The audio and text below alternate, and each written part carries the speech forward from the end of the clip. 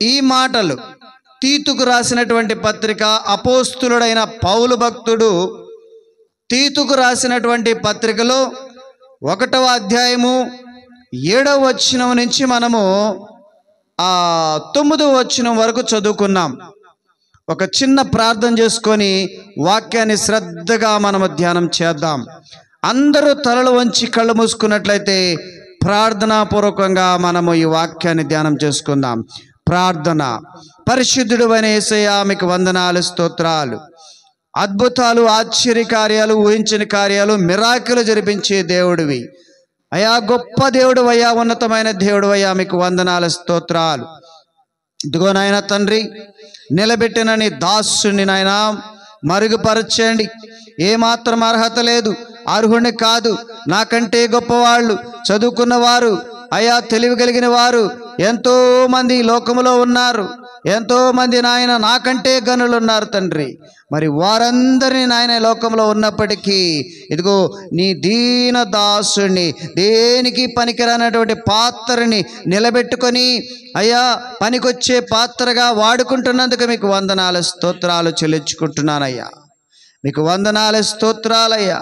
ఇదిగో నాయన తండ్రి, విత్తబోయే వాక్యములో మీరు ఉండండి అయ్యా. అయా సొంత మాటలు, సొంత ఆలోచనలు, సొంత జ్ఞానము మీరు కొట్టివేయండి అయ్యా. పరలోకమైన జ్ఞానంతోనూ పరిశుద్ధ ఆత్మతోనూ ఇదిగో నాయన మీ వాక్కు అయా రిలీజ్ అవ్వాలి ఇక్కడ తండ్రి. మీకు వందనాలు, స్తోత్రాలు. వాక్కు నాయన ఇదిగో మీ మాట నాయన వెలువడుచుండగా ఇదిగో ప్రతి ఒక్క హృదయములో నాయన తండ్రి అది కదిలించబడి, ఆ వాక్యం ఆ హృదయములో నిలుచబడి, హృదయం అనే పలక మీద ముద్ర వేసుకొని స్థిరపరుచుకొని వాక్యానుసారమైన జీవితం నాకు, మాకు, మా అందరికీ మీరు దయచేయమని, ఏ దుష్టుడు ఈ వాక్యాన్ని ఎత్తుకోబోకుండా వాడిని గద్దించి బంధించమని నజరేయుడు సజీవుడు అయిన యేసు పరిశుద్ధ నామములో వేడుకుంటున్నాం తండ్రి. ఆమేన్. ఆమెన్ చెప్దామా? ఆమెన్. ఎంతమంది సిద్ధంగా ఉన్నారండి వాక్యానికి? ఎంతమంది చేతుల్లో బైబిల్ ఉన్నాయి? అందరి చేతుల్లో ఉన్నాయా? అందరి చేతుల్లో ఉన్నాయా? ఆ పక్క ఆమె చేతుల్లో లేదంట. ఆమెకు ఒక బైబిల్ ఇచ్చేయండి, చేతిలో పట్టుకుంటుంది. దేవుని స్తోత్రం. హల్లెలూయా. మంచిది, సంతోషం. ప్రతి ఒక్కరి చేతిలో బైబిల్ ఉండాలి. బైబిల్ ఉంటే దేవుడు మనతో ఉన్నట్టే. స్తోత్రం చెప్పండి అందరూ ఒకసారి. ఆలస్యం కాకుండా ఇంకా మనం ముందుకు వెళ్ళిపోదాం. ఈ వాక్యములో కొన్ని మాటలు మనము ధ్యానిస్తే, ఈ వాక్యములో కొన్ని మాటలు మనం జాగ్రత్తగా చూస్తే, ఎందుకనగా అధ్యక్షుడు దేవుని గృహ నిర్వాహకుని వలె. ఈ మాటను ఒకసారి చూద్దాం ప్రియ సోదరి సోదరుడా. అధ్యక్ష పదవి ఉండాలంటే, అధ్యక్షుడిగా ఉండాలంటే, ఒక లీడర్షిప్ ఉండాలంటే నీకు ఏమని ఉండాలంటే, ఇక్కడ ఉన్న పరిస్థితులు బట్టి దేవుని గృహ నిర్వాహకునిగా ఉండాలంట. దేవుని గృహ నిర్వాహకుడు అంటే ఏంటి? దేవుని గృహాన్ని కాచేవాడు, దేవుని గృహాన్ని భద్రపరిచేవాడు, దేవుని గృహాన్ని క్షేమాన్ని కోరేవాడు. అటువంటి వ్యక్తిగా ఉండాలి అధ్యక్ష పదవి కోరేవాడు. హల్లెలూయా. మరొకసారి స్తోత్రం చెప్దాం అందరూ ఒకసారి. ఈరోజు నా అంశం ఏంటంటే, ఈరోజు ధ్యానాంశం ఏమిటంటే, ఈరోజు అధ్యక్ష పదవి కలిగి ఉండాలంటే ఏం చేయాలి, ఎలా ఉండాలి? హల్లెలూయా. ఎలా ఉండాలి? కింద మైక్ బాగానే వస్తుంది. హల్లెలూయా. దేవుని నామానికి మహిమ కలుగును గాక. హల్లెలూయా. హల్లెలూయా చెప్దాం ఒకసారి. హల్లెలూయా. చూడండి, ఇక్కడ ఇప్పుడు అధ్యక్ష పదవి మాకు వద్దండి, మేము ఇలా విశ్వాసంలాగా ఉండిపోతాం, మాకేం అవసరం లేదు, అసలు ఈరోజు చెప్పే అంశం మాకు కాదండి, మేమందరం వెళ్ళిపోతామంటే కుదరదు. స్తోత్రం. మేమంతా వెళ్ళిపోతాం. ఇది కేవలం పాస్టర్లకే, ఇది కేవలం అధ్యక్ష పదవులు ఉన్న వాళ్ళకే, ఇది కేవలము ఎవరైతే లీడర్షిప్లో ఉంటారో వాళ్ళకి మాత్రమే మీరు వాళ్ళని పిలిచి ఈ వాక్యాన్ని చెప్పండి అంటే మాత్రము కుదరదు. ఏమండి, ఇది ప్రతి ఒక్కరికి ఉంది. హల్లెలూయా. ప్రతి ఒక్క క్రైస్తవుడు ఒక సైనికుడు, క్రైస్తవ సైనికుడు ప్రతి ఒక్కరు కూడా అధ్యక్షులుగానే వహించాలి. ప్రతి ఒక్కరు కూడా గృహ నిర్వాహకుని వలె ఉండాలి. కేవలము నాకు లేకపోతే సేవకులుగా ఉన్న వాళ్ళకి మాత్రమే కాదు, కానీ ఇది ప్రతి ఒక్కరూ కూడా ఆ రీతిలో మనము ఉండాలి. స్తోత్రం చెప్పండి అందరూ ఒకసారి మన పాస్టర్ గారు అన్నారు, మన బ్రదరు పక్కన ఉన్నారు, విక్టర్ సందాని గారు, అయ్యా నీకు బెంగళూరులో ఉన్నప్పుడు నువ్వు ఒక ఉద్యోగం చేస్తా ఉన్నావు, అక్కడ నువ్వు టీం లీడర్గా పనిచేసావు, కాబట్టి నీకు లీడర్షిప్ క్వాలిటీస్ బాగున్నాయండి. మేమైతే ఎక్కడా చేయలేదండి, మాకు అటువంటి క్వాలిటీస్ లేవండి అన్నాడు ఆయన. స్తోత్రం, హల్లెలూయా. ఏమండి, దేవుని సేవకు సంబంధించినటువంటి లీడర్షిప్ క్వాలిటీస్ వేరు. నువ్వు ఒక ఉద్యోగంలో ఉన్నటువంటి లీడర్షిప్ కానీ, ఉద్యోగ రీత్యా చేసే లీడర్షిప్ కానీ, అది వేరు, ఇది వేరు. బైబిల్లో ఒక మాట ఉంటుంది, అయ్యా నేను ఆ సమయానికి ఏం చెప్పాలి, ఎలా బోధించాలి అని అంటే, ఆ సమయంలో ఏమి చెప్పవలనో పరిశుద్ధాత్మ నీకు సహాయం చేసి, ఏమండి అయ్యగారు, పరిశుద్ధాత్మ సహాయం చేసి నీతో మాట్లాడిస్తాడు, నీ నోటితో మాట్లాడిస్తాడు. స్తోత్రం.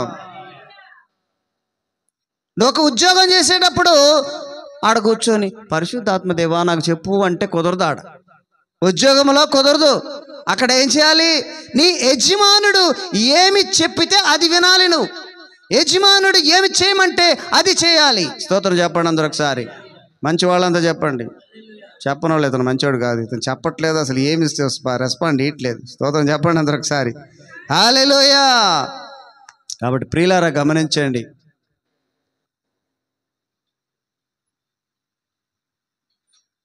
నేను డంబాల కోసమో గొప్ప కోసమో చెప్పట్లేదు, కానీ ఆ బెంగళూరులో ఉన్నప్పుడు నిజంగానే 3 రాష్ట్రంలో ఉన్నటువంటి ఎంప్లాయీస్ ఎవరైతే ఉన్నారో ఒక్కొక్క రాష్ట్రంలో 100 మంది ఉండేవాళ్ళు. ఆ విధంగా 3 రాష్ట్రాల్లో ఉన్నటువంటి 100 మంది అంటే వాళ్ళ కింద మళ్ళీ 1000 మంది ఉంటారు. ఆ 100 మంది ఎవరంటే వెండర్స్, ఎవరంటే పెద్దవాళ్ళగా ఉండేవాళ్ళు. అలాంటి వాళ్ళని మెయింటైన్ చేసేదానికి నన్ను టీం లీడర్గా పెట్టారు బెంగళూరులో. నిజంగా మీకు ఒక మాట చెప్పాలని ఆశపడుతున్నాను. బెంగళూరులో నేను ఉద్యోగం చేసేటప్పుడు మొదట ఇంట్లో నుంచి బయలుదేరేటప్పుడు నా బీపీ 120/18 అంటే 80, 120/80 నా బీపీ. చూసుకొని పోతే బీపీ కట్టుకొని బీపీ చెక్ చేసుకొని పోతే 120/80 ఇది నార్మల్ అండి. బీపీ యొక్క ఉండవలసినటువంటి స్థానం ఏంటంటే 120/80. ఆఫీస్కి వెళ్ళిన తర్వాత వాళ్ళతో మాట్లాడేటప్పుడు 150/100. ఏమండి, 150/100 అంటే దాని ఇష్ట ప్రకారం పెరుగుతూ ఉంటుంది. ఎందుకు పెరుగుతుంది ఆ దాని ఇష్ట ప్రకారము? అక్కడ టెన్షన్ అలా ఉంటుంది అన్నమాట. వాళ్ళు ఫోన్ చేస్తూ ఉంటారు, వీళ్ళు ఫోన్ చేస్తారు, వాళ్ళు ఫోన్ చేస్తారు, అయ్యో మా కనెక్షన్ లేదు. నేను ఒక టాటా డొకోమోలో ఈ మీకెట్లా ఫోన్లలో ఎట్లా కనెక్షన్లు వస్తున్నాయో అలాంటి డొకోమోలో పనిచేశాను. నేను నెట్వర్క్ ఇంజనీర్గా పనిచేశాను. ఇప్పుడు మీరే అనుకోండి, వెంటనే ఆయనకి నెట్ రావట్లేదు, ఆయన ఇంట్లో పెట్టుకున్నాడు ఒక కనెక్షను, ఆయనకు ఒక ఆఫీస్ ఉంది, రావట్లేదు, వెంటనే ఫోన్ కొడతాడు. ఇంకొక ఆమె ఫోన్ కొడుతుంది, ఇంకొక ఆయన ఫోన్ కొడుతుంది, ఇంకొక ఫోన్, చుట్టుపక్కల ఫోన్లు వస్తూ ఉంటాయి. టెన్షన్ వాళ్ళకి 10 నిమిషాలు 20 నిమిషాలు చేయాలి, లేకపోతే వాడు మానేసి ఇంకొక దానికి వెళ్ళిపోతాడు. టాటా వద్దనుకుంటే ఇంకొకటి బాటా.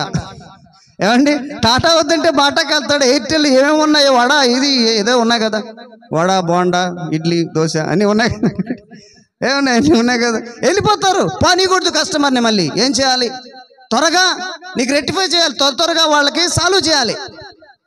అందుకని చెప్పేసి త్వరగా చేయాలి. ఒక పక్క మేనేజర్ ఫోన్ చేస్తుంటాడు, ఒక పక్క ఆయన మేనేజర్ ఫోన్ చేస్తుంటాడు, తర్వాత సీనియర్ మేనేజర్ ఫోన్ చేస్తుంటారు. ప్రెజర్ నేను చెప్పాను కదండి, 150 కంటే కూడా దాటొచ్చు. దేవుని స్తోత్రం. 150 కంటే కూడా దాటుతూ ఉంటుంది అన్నమాట. ఇది లీడర్షిప్ క్వాలిటీస్. లీడర్గా ఉండవలసిన వారు మరి అంత ప్రెజర్ కావాలంటే పాస్టర్ అమ్మని అడిగి కనుక్కోండి, చెప్తుంది.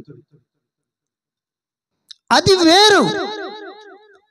వేరు, ఇది వేరండి. నాకు అయ్యగారు చెప్పినట్లుగా ఇక్కడ పరిశుద్ధాత్మ నడిపిస్తాడు, పరిశుద్ధాత్మ మాట్లాడిస్తాడు. ఏం మాట్లాడాలో, ఏం చెప్పాలో, ఏమి ఆహారం ఇవ్వాలో, ఏ గొర్రెకు ఏ ఆహారం ఇస్తే బలంగా ఉంటుందో అది చూసి చేసేది పరిశుద్ధాత్మ దేవుడు, నేను కాదు. స్తోత్రం చెప్పండి, నమ్మిన వాళ్ళు చెప్పండి, అందరూ చెప్పండి. అయ్యా నాకు 15 ఏళ్ళ ఎక్స్పీరియన్స్ అండి, 20 ఏళ్ళ ఎక్స్పీరియన్స్ అండి. నీ ఉద్యోగంలో ఉండొచ్చు 20 కాదు 50 సంవత్సరాల ఎక్స్పీరియన్స్ ఉండొచ్చు, నువ్వు ఎంత సీనియర్ అయినా కావచ్చు. మీరు ఒకసారి గమనించినట్లయితే కొంతమందిని ఇండియాలో, నేను అందుకే ఈ మాట ప్రతిసారి గుర్తు చేసుకుంటా, నేను ఇక్కడ నిలబెట్టిన నన్ను జ్ఞాపకం చేసుకున్నావు. నాకంటే భయంకరమైనటువంటి గనులు ఉన్నారు, నాకంటే చదువుకున్న వారు, తెలియగలిగిన వారు, చాలా చక్కగా చెప్పేవాళ్ళు కూడా చాలా మంది ఉన్నారు. అయినప్పటికీ నన్ను వాడుకుంటున్నామని ఎందుకంటున్నాను తెలుసా? నాకంటే కూడా బాగా చదివిన వాళ్ళు, నేను బీటెక్ చేసి ఎంటెక్లు చేసిన వాళ్ళు, పిహెచ్డీలు చేసిన వాళ్ళు ఉన్నారు. లేరనుకుంటున్నారా? ఉన్నారండి.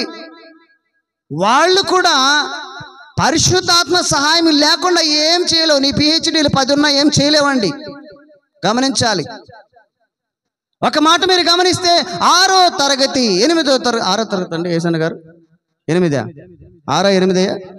6వ తరగతి చదివిన వ్యక్తిని ప్రపంచమంతా ఎలా తిప్పాడు?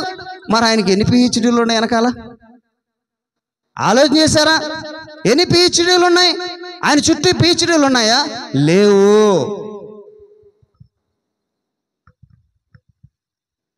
స్తోత్రం చెప్పండి అందరూ ఒకసారి. కాబట్టి సేవ అనేది, సేవలో చేయాల్సి ఉన్నది మనం కాదు, పరిశుద్ధాత్మ దేవుడు నడిపించేది. ఆయన నువ్వు ఏది చెప్తే అది చెప్పాలి తప్ప ఇంకేమీ కాదు. పాయింట్కి వస్తాను నేను ఇక్కడ. అధ్యక్ష పదవి ఉండాలంటే, ఒక లీడర్షిప్ క్వాలిటీస్ ఉండాలంటే, నడిపించాలంటే నీవు ఎలా ఉండాలనేది తీతు పత్రికలో చెప్పబడింది క్లియర్గా. ఏమండి పాస్టర్ గారండి, నాకు వీటిల్లో ఒక్కటి కూడా లేదండి, నా బతుకు చెడ, ఒక్కటి కూడా లేదు, నాకు లేదన్నట్టు నా బతుకు చెడ, నాకొద్దు. అధ్యక్ష పదవి కాదు కదా, దాని కింద ఉండే పదవి వద్దు, దాని కింద ఉండే పదవి వద్దు, దాని కింద ఉండే పదవి వద్దు, ఏ పదవి నాకు వద్దండి. వచ్చామా పోయామా అంతవరకు చాలండి మాకు. పైకి మాత్రం భక్తుల్లాగా ఉంటాం, పెద్ద బైబిల్ తీసుకుంటాం, ముసుగేసుకుంటాం, బాగా అన్నీ ఇస్తాం, డబ్బులు ఇస్తాం, బాగానే అన్నీ చేస్తాం. కానీ ఇలాంటి మీరు చెప్పిన పదవులకు మాకేం వద్దండి, అవన్నీ వద్దండి మాకు అనుకుంటున్నారా? చెప్పండి. నువ్వు అదేమీ చేయకుండా, అదేమి లేకుండా నువ్వు ఉన్నావంటే పరలోకం గేట్ దగ్గర కూడా పోవు నువ్వు అనుకుంటున్నావేమో. కేవలం ఏదో సేవకులు మేమేదో ఇది ఏదో చేస్తే మేము పరలోకానికి వెళ్ళిపోతాం, మిగతా వాళ్ళంతా కూడా గేట్ దగ్గర పెట్టేద్దాం అనుకోవడం కాదు మా ఉద్దేశం. మా ఉద్దేశం ఏంటంటే మాతో పాటు పరలోకం లోపలికి వచ్చేయాల, గేట్ దగ్గర కాదు ఉండాల్సింది. సోదరు చెప్పండి అందరూ ఒకసారి హల్లెలూయా. ఎక్కడికి వచ్చేయాలా? పరలోకం లోపలికి రావాలా, గేట్ దగ్గరికి కాదు. అంటే ఎలా ఉండాలి? మీరు కూడా అధ్యక్షులే, మీరు కూడా అధ్యక్షులే. అధ్యక్షులు అంటే ఏంటి? నువ్వు ఒక స్పెషల్ థియాలజీ చేయాల్సిన అవసరం లేదు, థియాలజీ చేసి నువ్వేదో చేయాల్సిన అవసరం లేదు. లేకపోతే బీటీహెచ్లో, ఆర్టీహెచ్లో, ఏటీహెచ్లో నువ్వు పెట్టుకోవాల్సిన అవసరం లేదు. ఉదాహరణకి ఎంతోమంది ఉన్నారు కదా మనకు. యేసన్న గారు ఏటీహెచ్లు చేశారండి, పోనీ మోషే గారు ఏటీహెచ్లు చేశారండి. చేశాడా? మోషే చేశాడా? మరి ఎంతమంది నడిపాడు ఆయన? ఎంతమంది నడిపించాడు? లీడర్షిప్ చేశాడా? లీడర్ క్వాలిటీస్ ఉన్నాయా? ఎంతమంది నడిపించాడు? ఇంచుమించు 20 లక్షల పై మంది. అసలు ఒక్కరికి సమాధానం చెప్పలేకపోతున్నాం. పొద్దున ఒక ఫోన్ వచ్చింది నాకు, ఆ ఫోన్ తీసుకున్నా. ఆ ఫోన్లో ఏంటంటే, అయ్యా ఇంతవరకు చర్చే ఓపెన్ చేయలేదు, ఇంకా ఎవరు రాలేదు. సరే, వెంటనే ఒక ఫోన్ వచ్చింది. సరే ఫోన్ వచ్చింది కదా అని చెప్పేసి ఉంటే మళ్ళీ ఇంకో ఫోన్ వచ్చింది, అదే మాట, అదే మ్యాటర్. ఆయన కూడా అదే అడిగాడు. అంటే ఒకసారి ఒక మ్యాటర్ కోసం 10 ఫోన్లు వస్తాయి. మనం ఏం చేయాలి? 10 ఫోన్లు కూడా జవాబు చెప్పాలా వద్దా? 10 మందికి చెప్పాలా వద్దా? అదే మ్యాటర్కి ఇంకొకరు కూడా చేస్తారు ఎక్కడి నుంచి. ఉదాహరణకు మా పాఠశాల అనుకో, ఇందాక పోయారా లోపలికి, వచ్చారా చేశారా అడుగుతుంది, ఆమె కూడా అడుగుతుంది, ఆమెకు చెప్పాలి జవాబు. ఒక లీడర్షిప్ చేసే అతనికి, ఒక క్వాలిటీ ఉండే అతనికి ఇలాంటివన్నీ కూడా చాలా ఉండాలి. దీంట్లో ఒక మాట పోయినసారి కూడా నాకు గుచ్చుకునింది. పోయినసారి మీకు మొహం మీదనే చెప్పేసిన, నాకున్న జబ్బు ఉందయ్యా ప్రార్థన చేయండి నా గురించి అని. ఏం జబ్బు ఉంది అది? ఏమండి మీకు అందరికి తెలిసిపోయింది ఆల్రెడీ. ఏంటమ్మా? కోపం. ఏమండి ఇక్కడ ఉందా ఆ మాట? ఉందా? చూడండి అక్కడ ఉంది. అది ఎక్కడుంది? 7వ వచనంలోనే ఉంది చూడండి, ఏమనుంది అక్కడ. అందుకే ఆ మాట రాగానే నాకు టక్కన గుచ్చుకునింది. ముక్కోపి అని రాసింది. ఎక్కడుంది? నిందారహితుడై ఉండవలెను, అతడు స్వేచ్ఛాపరుడును ముక్కోపియు. ముక్కోపి అంటే ఏందండి తెలుసా మీకు? ముక్కోపి అంటే అంటే కోపం ముక్కు మీద ఉంటుందా? ముక్కు మీద కోపం అంటే ఏంటి? ముక్కోపి అంటే ముక్కు మీద కోపం అని. ఏమ్మా నీకు ఐడియా ఉంటుంది కదా, పెద్ద ఆమె చెప్పమ్మా నువ్వు. ముక్కోపి అంటే ఏంటి తెలీదమ్మా? తెలీదా? ఆమె చెప్పింది కరెక్టే. ఏంటి ఈమె చెప్పింది కరెక్టే. ఏంటి? నొస్తుంది అన్నమాట. వెంటనే ఏమన్నా వచ్చేస్తుంది. అదేది చెప్తా, తాసుపాములు వేసినట్టు బుస్ అంటుంది ప్రతి మాటకు కూడా. బుస్ అని ప్రతి మాట కూడా లేస్తుంది అనమాట. అది కోపం అంటే మాట్లాడే లోపల కోపం వచ్చేస్తుంది వెంటనే. కొంతమంది అంటే ముక్కు మీదనే ఉంటుంది కోపం. అంటే ఏంటి అర్థం? ఆ అవతల మనిషి అది ఇక్కడికి ముందు మాట చెప్పని అయ్యా, నోట్లో నుంచి మాట రాని చెప్పని రాదా, చెప్పకుండానంటే అది అనమాట ముక్కోపి అంటే. మాట రాకముందే కోపడుతుంటారు ప్రతిదానికి. ఏమండి ఈరోజు మీరు చెప్పిన చేప వచ్చి అని కొడతాడు చూసావా? అవి ఇంకా చెప్పనే లేదు పాపం. చేప ఉడుకుతా ఉంది అని చెప్పబోయిందా? ఏమండి మీరు చెప్పిన చేప ఉడుకుతా ఉంది అని చెప్పబోతుంది, ఈ లోపల ఆయన కోప్పడిపోతున్నాడు అన్నమాట. అంటే ముక్కు మీదనే ఉంటుంది ముక్కు మీద కోపం అంటే ఏంటి? తొందరగా ఇమ్మీడియట్గా కోపడ్డం. అసలు ఎదుటి మనిషి ఏం చెప్తున్నాడో తెలియదు, ఏం మాట్లాడుతున్నాడో తెలియదు, వెంటనే కోప్పడిపోవడం. హల్లెలూయా. ఉందా ఈరోజు మీలో ఎవరికైనా ఉందా? నాకుందండి, నేనైతే ఒప్పుకుంటాను. ఈ కోప విషయం నాకైతే ఉంది, నేనైతే ఒప్పుకుంటాను. పూర్తిగా మాట వినము. ఏమండి పూర్తిగా వినాలి కదా. సిస్టర్ ఏం చెప్తున్నా చెప్పమ్మా నిదానంగా. బ్రదర్ ఏం చెప్తున్నా చెప్పమని పూర్తిగా వినాలి కదా. చెప్పే లోపలే దాన్ని ముక్కోపి అని అంటారు. హల్లెలూయా. అంటే నాకు ముక్కోపి ఉంది కాబట్టి నేను అర్హుడిని కాదు, నేను అర్హురాలని కాదు అని నువ్వు పక్కన పెట్టడానికి లేదు. సరి చేసుకోవాలి. ఏదైనా కూడా మనము బైబిల్లో ఏదైనా వాక్యాలు తీసుకున్నప్పుడు, వాక్యాలు చదువుతున్నప్పుడు అవి మనలో ఉన్నటువంటి సరిచేయడానికే చెప్పబడుతుంటాయి. అంతేగాని ఈ పదం నాకు కాదు, నాకు సూట్ కాదు అని నువ్వు పక్క వెళ్ళిపోవడం కాదు. నువ్వు వాక్యాన్ని పక్కన పెట్టేయకూడదు. నీలో ఉన్న వాటిని పక్కన పెట్టడానికి ప్రయత్నం చేయాలి, దాని గురించి ప్రార్థన చేయాలి, దేవుని కాళ్ళు పట్టుకోవాలి. అంతేగాని మనం ఎంతసేపటికి ఏం చేస్తున్నాము? మనం పక్కకి వెళ్ళిపోతున్నాం, కానీ వాక్యాన్ని పక్కన పెట్టేస్తున్నాం. వాక్యాన్ని పక్కన పెట్టకూడదు. ఆ వాక్యాన్ని ఇందాక చెప్పినట్లుగా ప్రార్థనలో అందుకే ఆ మాట చెప్తా నేను. హృదయం అనే పలక మీద రాసుకుంటే ఆ ఉన్న లోపము పక్కకి వెళ్ళిపోతుంది. స్తోత్రం చెప్పండి అందరూ ఒకసారి. హల్లెలూయా, స్తోత్రం. ఇప్పుడు చూడండి, ఇక్కడ ఒక మాట ఉంది, ఇంకా దీంట్లో చాలా ఉన్నాయి. ఏముంది? స్వస్థ బుద్ధి గలవాడును, నీతిమంతుడును, పవిత్రుడును, ఆశా నిగ్రహము గలవాడనై ఉండాలి. ఇక్కడ ఒక మాట చూద్దాం. ఇక్కడ స్వస్థ బుద్ధి కలిగిన వాడు. స్వస్థ బుద్ధి అంటే వచ్చబుద్ధి కాదు. స్వస్థ బుద్ధికి వచ్చ బుద్ధికి చాలా తేడా ఉంది. ఏమండి స్వస్థ బుద్ధి అంటే ఏంటండి? స్వస్థ బుద్ధి అంటే హల్లెలూయా మంచి బుద్ధి. మంచి బుద్ధి స్వస్థ బుద్ధి అంటే ఆయన స్వయంగా అంటే నాకు నేను పర్వాలేదు, ఓకే గుడ్, దేవుని దగ్గర మెప్పు పొందాము అన్నంత బుద్ధి కలిగిన వ్యక్తిగా ఉండాలి. తర్వాత నీతిమంతుడు ఎలాగుంటారు? నీతిమంతుడు ఎలాగవుతారు? నీతిమంతుడు అని ఎవరు అంటారు? దేవుడే చెప్పాలి. మనకు పక్కన వాళ్ళు చెప్పబడలేదు, ఎదుటోళ్ళు చెప్పబడలేదు, నీ రూమ్లో ఉండేవాళ్ళు చెప్పబడలేదు, ఎవరు చెప్పబడలేదు. కానీ దేవుడు మరి దేవుడు ఎలా చెప్తాడు? దేవుడు వచ్చి దిగుచ్చి చెప్పేస్తాడా? దిగుచ్చి అయ్యా నువ్వు నీతిమంతుడివి, నువ్వు నీతిమంతురాలు అని దేవుడు వచ్చి చెప్తాడా? ఎప్పుడైనా చెప్పాడా? మీకు వచ్చి చెప్పాడమ్మా? యేసయ్య వచ్చాడా? చెప్పాడు మీ దగ్గరికి? కల్లో చెప్పాడు. అయ్య గారు నాకు కూడా కల్లో ఏమండి కల్లో చెప్పాడా మీకు? చెప్తారు కొంతమంది, మా కళల ద్వారా దేవుడు మాట్లాడుతున్నాడండి, కళ్ళ వచ్చి చెప్పాడండి అంటారు. చెప్పాడు, ఓకే మంచిది. మరి నువ్వు నీతిమంతురాలు నీతిమంతుడని ఎలా తెలుస్తుంది? సంఘములోను సంఘ బయట కూడా నీ క్రియలను బట్టి నీ ప్రవర్తన బట్టి తెలుస్తుంది. అది తెలిసేది. అంతేగాని దేవుడు చెప్పాడండి, దేవుని చెప్పేసుకున్నా, నేను దేవునితో మాట్లాడేసుకున్నానండి, నేను నీతిమంతురాలండి, నేను నీతిమంతుడిని నీకు నువ్వు ముద్ర వేసుకుంటే కాదు, నీకు నువ్వు స్టాంప్ వేసుకుంటే సరిపోద్ది గుడ్ గుడ్ అని. నీకు నువ్వు కాదు, నీ చుట్టుపక్కల వాళ్ళు కూడా నీ గురించి చెప్పాలి. ఉదాహరణకు ఒక మాట చెప్తాను, జాగ్రత్త విందాం. ఇప్పుడు మన దగ్గరికి వస్తున్నటువంటి ఎలీషా రాజు గారిని చూద్దాం. ఉదాహరణకి నేను పెద్ద గొప్పవాడిని కాదు, నేనేదో పెద్ద ఇదైన కాదు చెప్తున్నాను. ఆయన అంటున్నాడు, ఇందాక వచ్చేటప్పుడు బండ్లు అంటున్నాడు, కార్లు తీసుకొని వస్తుంటే ఆయన్ని అంటున్నాడు, అయ్యా ఫస్ట్ ప్రిఫరెన్స్ మీకే ఇస్తానయ్యా, మీ దగ్గరికే వస్తాను, తర్వాత కావాలంటే ఇంకొక చర్చికి పోతాను నేను.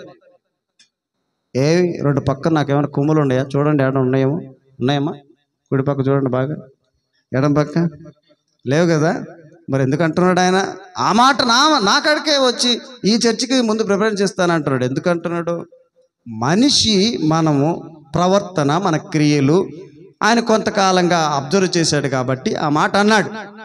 స్తోత్రం చెప్పండి అందరూ ఒకసారి. మన దగ్గరికి మోషే గారు వస్తారు కదా, ఇంతకుముందు వచ్చారు కదా, వాక్యం చెప్పాడు కదా, చాలా చక్కని వాక్యం చెప్పాడు, చాలా మంచి వాక్యం చెప్పాడు. ఆయనకి నేను ఫోన్ చేశాను, అయ్యగారు రండి అని. ఆయన అంటున్నాడు, నాకు 3 చర్చిలలో సర్వీస్ ఉంది, అయినప్పటికీ నువ్వు ఖచ్చితంగా రావాలంటే నేను అవన్నీ వదులుకొని వస్తానన్నాడు. స్తోత్రం చెప్పండి అందరూ ఒకసారి. ఏమండి ఎందుకన్నాడు ఆ మాట? ఏమైనా ఉన్నాయా నాకు వెనకాల?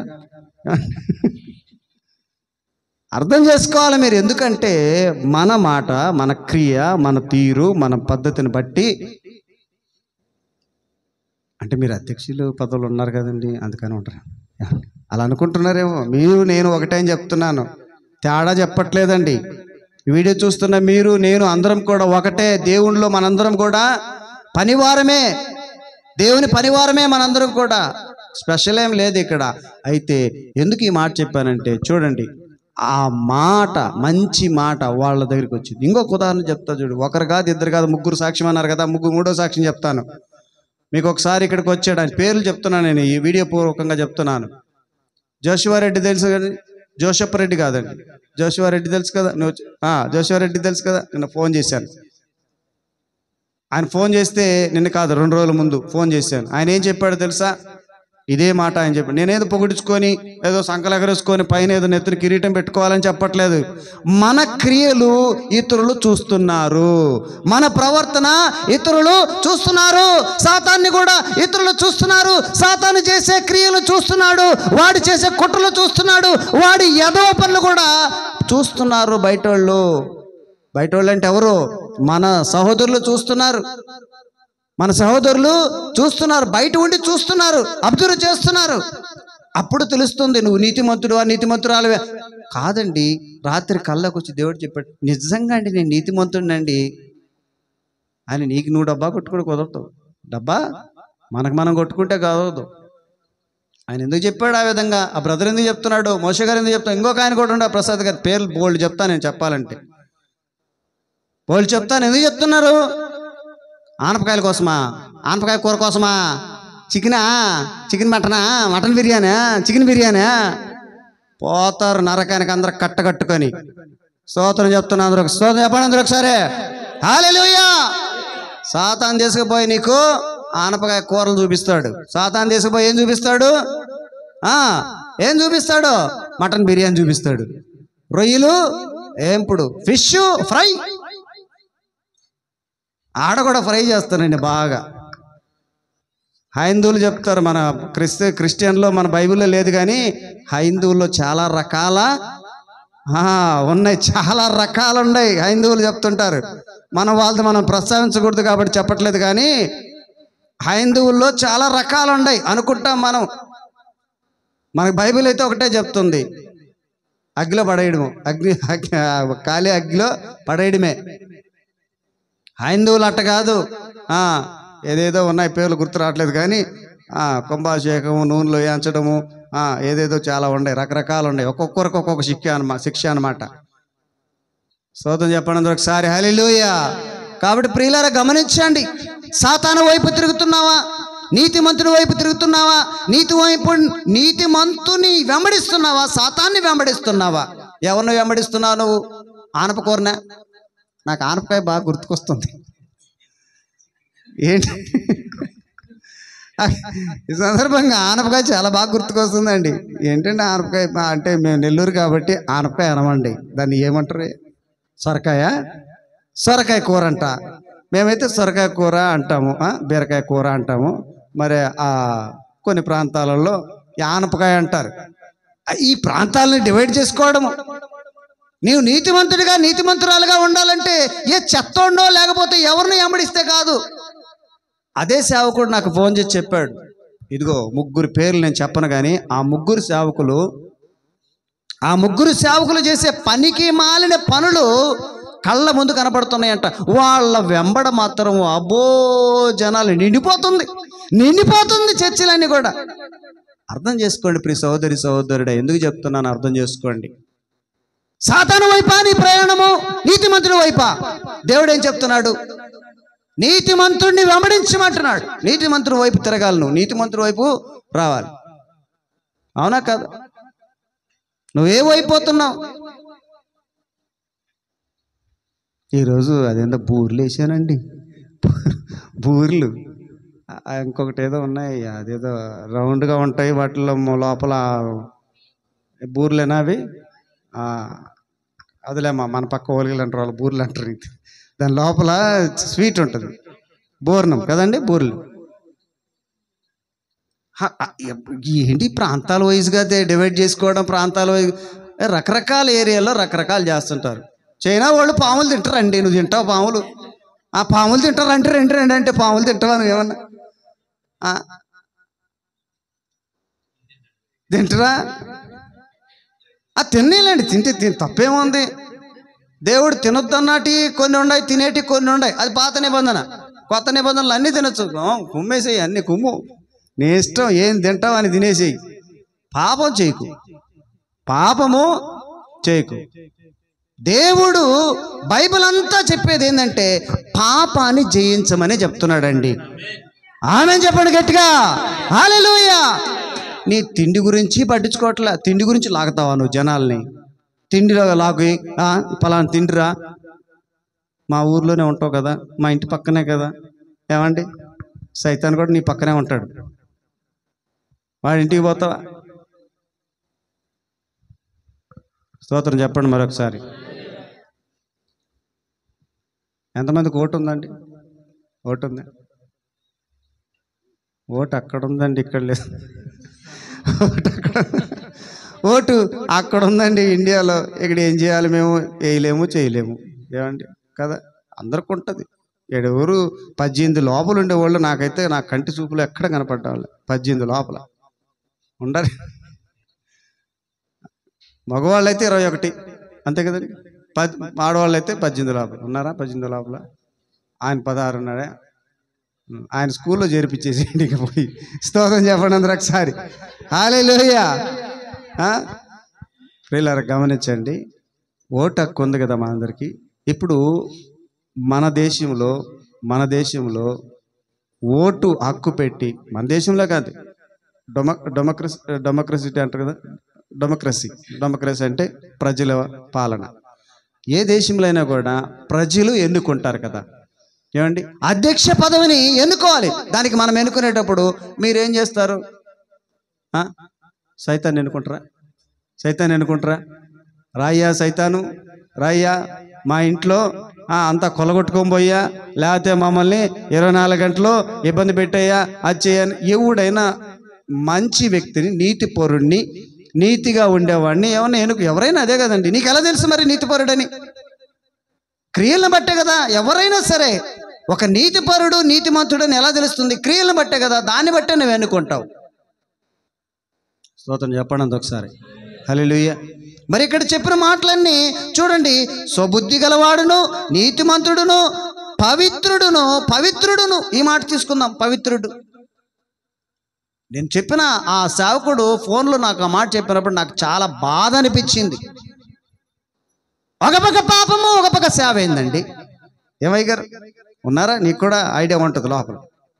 వద్దులేండి, చెప్తున్నా. నేను పేర్లు చెప్పం కదా, పేర్లు చెప్పము, మేము చెప్తున్నాను. కొంతమంది ఉన్నారు అసలు అదేంటది, ఈ మాటలన్నీ ఎక్కడ పెట్టేస్తున్నారు? తీసుకుపోయి గూట్లో పెట్టేస్తున్నారు.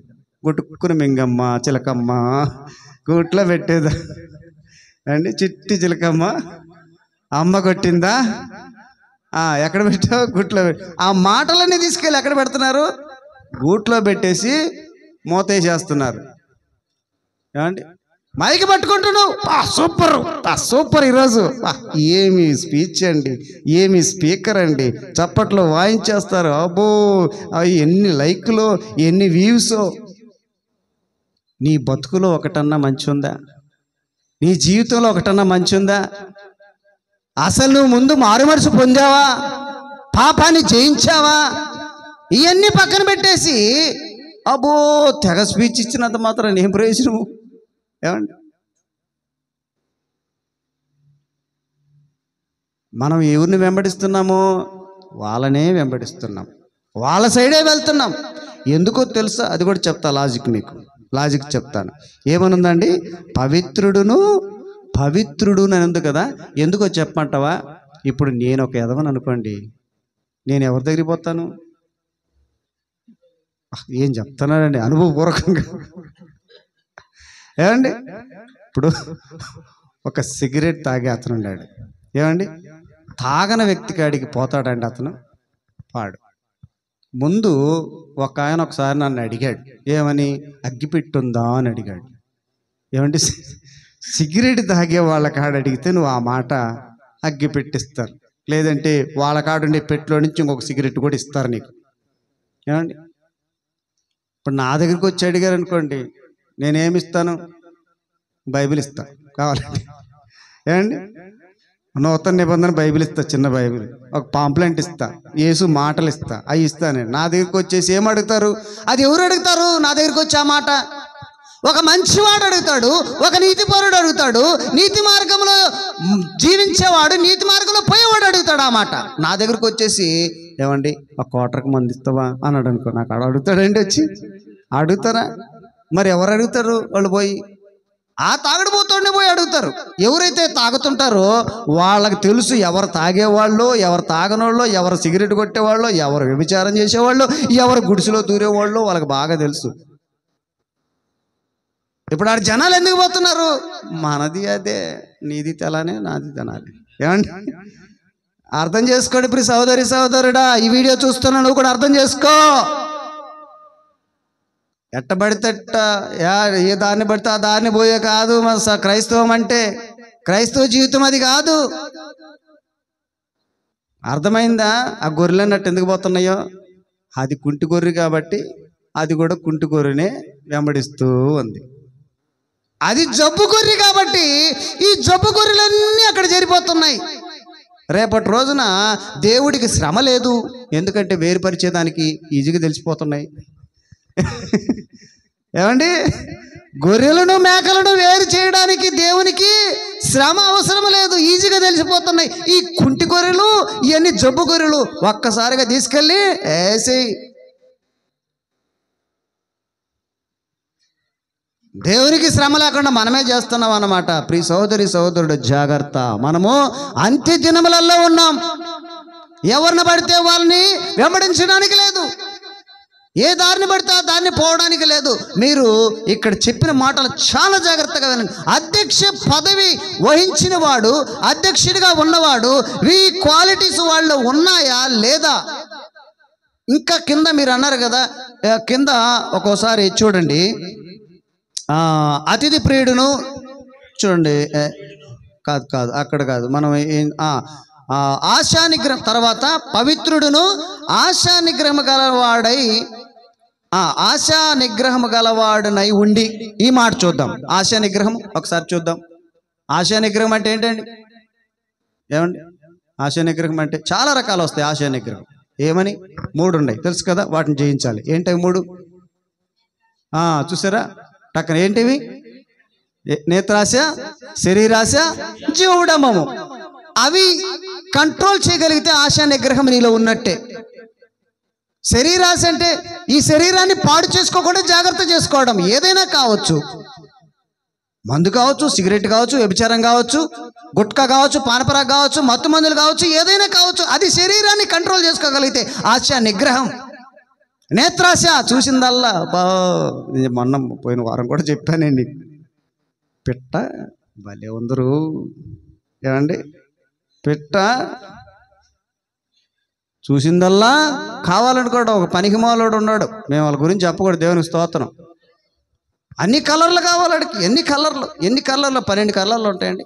ఎన్ని కలర్లు ఉంటాయి? 12 కలర్లు ఎన్ని ఉంటాయా? ఎన్ని ఉంటాయి గారు? ఎన్ని ఉంటాయా కలర్లు? తెలీదా? 12 కలర్లు ఉంటాయి. తెలుసుగా, చిన్నప్పుడు పెన్సిల్ చదవలేదా మీరు? చిన్నప్పుడు రాసుకోలేదా? కలర్ పెన్సిల్ 12 ఉంటాయి. 12 ఇస్తారు కదా మీ చేతికి, అన్నీ ఉంటాయి దాంట్లో కలర్లు. కానీ కలర్ మిక్సింగ్ మాత్రం 3 కలర్లు, white green red, white green red. దాంట్లో నుంచే అన్ని కలర్లు మిక్స్ అయితే ఇది చేసుకుంటూ వస్తాయి. కానీ కలర్లు ఎన్ని ఉంటాయి? 12 కలర్లు ఉంటాయి. ఈ అధవకి నేను ఎందుకు తిడుతున్నాను అర్థం చేసుకోండి. అన్ని కలర్లు కావాలా? 12 కలర్లు కావాలా? వాడిని యాడ తీసుకుపోయేయాలండి? ఆ నరకంలో స్పెషల్ ఒక అదే బాక్సులు పెట్టారు, కొన్ని బాక్సులు అక్కడ తీసుకుపోయి స్పెషల్ దాంట్లో వేయాలి. ఏమండి ఆశా నిగ్రహం ఉందా? ఆశా నిగ్రహము ఉందా? లేదు. శరీరాన్ని జయించలేకపోతున్నావు, నేత్రాశను జయించలేకపోతున్నావు. డంబాలంటే చెప్పాలి, కొంతమందికి ఉంటాయి, కొంతమందికి ఉండవు. ఏమండి డంబం అంటే మాకేం తెలుసు? ఏమండి మీకేం తెలుసు అండి? మా నాన్నగారు ఒకప్పుడు చిన్నప్పుడు అంటునేవాడు, ఒకడు అనేవాడంట, పాపము వాడికి ఈరోజు తింటే రేపు ఉండదు తిండి, ఈరోజు తింటే రేపు ఉండదు. రచ్చకాడ కూర్చొని అంటాడంట, నాకు 10 కోళ్ళు ఉన్నాయి తెలుసా, 100 బర్రెలు ఉన్నాయి తెలుసా. ఏమండి 100 బర్రెలు ఉన్నాయి, 10 కోళ్ళు ఉన్నాయి. ఏమండి మా ఇంటి వెనకాల 10 ఎకరాలు మాదే అంటాడంట. ఏమండి ఒకరోజు తింటే 2వ రోజుకు ఉండదు. రచ్చకాడ మాత్రము ఈ డంబాలు పలుకుతాడు, జీవడంబం అన్నమాట. డంబాలు పలికే వాళ్ళు కొంతమంది ఉంటారు, ఇంట్లో ఏం ఉండదు. అదేమో అంటారు కదండి, తిండికి తిండి లేకపోయినా మీసాలకి. కొంతమంది ఉంటారు అలాంటి వాళ్ళు. తినడానికి తిండి లేకపోయినా మీసాలకి సంపంగ నూనె కావాలంటాడు. సంపంగ నూనె అంటే సంపంగ నూనె అంత ఖర్చు, అంత కాస్ట్ ఏమో నాకు తెలియదు, స్తోత్రం. ఏమండి హల్లెలూయా. కాబట్టి 3 మనము జయించగలిగితే ఆశా నిగ్రహము ఉన్నట్టే. అది జయించగలిగిన వాడు ఎవరో వాడిని వెంబడించండి. ఒక్క వాక్యం చాలా. మీకు ఏమండి రెఫరెన్సులు తీసి బుక్ అంతా, బైబిల్ అంతా అది కండం రండి, ఈ పక్కన తీసుకురండి, ప్రకటన రండి, ఇటు అటు తిప్పలే కొంతమంది చచ్చిపోతుంటారు. బైబిల్ అది ఏమో అయ్యారు. కొంతమంది బైబిల్ తిప్పలేక కొంతమంది వాళ్ళు తిప్పే దాంట్లోనే ఉంటారు. స్టార్టింగ్ నుంచి ఎండింగ్ వరకు వాళ్ళు. కొంతమంది చూస్తుంటే బైబిల్ చూస్తూనే ఉంటారు. అమ్మా అంటే ఉండండి అయ్యగారు చూస్తున్నా వాక్యం.